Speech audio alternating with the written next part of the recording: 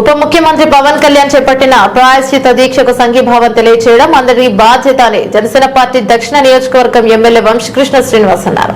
పవన్ కళ్యాణ్ కు మద్దతుగా ఎమ్మెల్యే వంశకృష్ణ బుధవారం నగరంలోని SISCC బిల్డింగ్ వద్ద మహాయాగం నిర్వహించారు. సందర్భంగా మీడియాతో మాట్లాడుతూ తిరుమల తిరుపతి ప్రసాదాన్ని భక్తులు పరమ పవిత్రంగా భావిస్తారన్నారు. అటువంటి లడ్డు తయారీలో కల్తీని కలలో కూడా ఊహించలేమని ఆయన తెలిపారు. ఘటనపై దేశంలోని ప్రతి ఒక్కరిలో ఆవేదన ఉందన్నారు. దైవానికి ఎవరి వల్ల అపచారం జరిగినా అపచారం చేసిన వారికి పశ్చాత్తాప భావన లేకపోయినా సరే లోక క్షేమం కోసం ప్రాయశ్చిత దీక్ష చేయాలని ఉప ముఖ్యమంత్రి పవన్ కళ్యాణ్ సంకల్పించారు.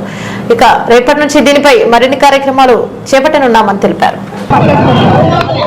నెయ్యి కల్తీ మీద శ్రీనివాసుని క్షమాపణ మహాయుద్ధం చేస్తా ఉన్నాం.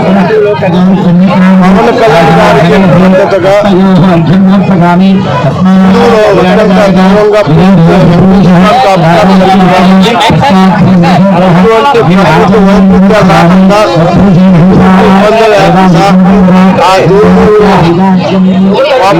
అవ్వకుండా ఉండడానికి ఇవాళ రాష్ట్ర వ్యాప్తంగా తెలుగు వాళ్ళు ప్రపంచవ్యాప్తంగా కూడా ఎన్నో పూజలు చేస్తూ ఉన్నారు.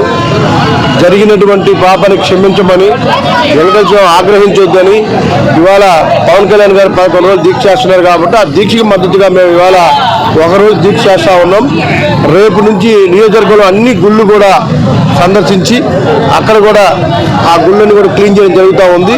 హిందువుల మనోభావాలు దెబ్బతిన్నాయి కాబట్టి మతాలకు అతీతంగా ఇవాళ ముస్లింలు కావచ్చు, క్రైస్తవులు కావచ్చు, ఎవరైనా కావచ్చు, ఎక్కడ జరిగినా పాపమే కాబట్టి దేవుడు ఒకరే కాబట్టి ఎక్కడ జరిగినా ఈ అన్యాయాన్ని తీవ్రంగా ఖండిస్తూ ఉన్నాం. ఈ పాపం చేసిన వాళ్ళకి శిక్షించాలని ఖచ్చితంగా దేవుడికి శిక్షిస్తాడు. అలాగే చట్టరీత్యా కూడా శిక్షించాలని మనస్ఫూర్తిగా కోరుకుంటున్నాం. పవన్ కళ్యాణ్ దీక్ష అద్భుతంగా సక్సెస్ అవ్వాలని, రాష్ట్ర వ్యాప్తంగా జరుగుతున్న దీక్షలను కూడా సక్సెస్ అవ్వాలని, ఆ దేవుని యొక్క ఆశీస్సులు దేశ ప్రజలకు, ప్రపంచ ప్రజలు అందరికీ ఉండాలని, ముఖ్యంగా మన రాష్ట్ర ప్రజలకు ఉండాలని మనస్ఫూర్తిగా కోరుకుంటున్నాం.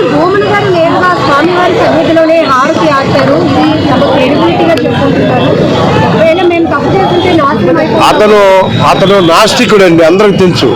అతను నాస్తికుడు, అతను ఏదైనా చేస్తారు. సో చట్టం తన పని తాను తీసుకెళ్ళిపోతా ఉంది. ఒక సిట్ వేశారు, దాని మీద నివేదిక వచ్చింది.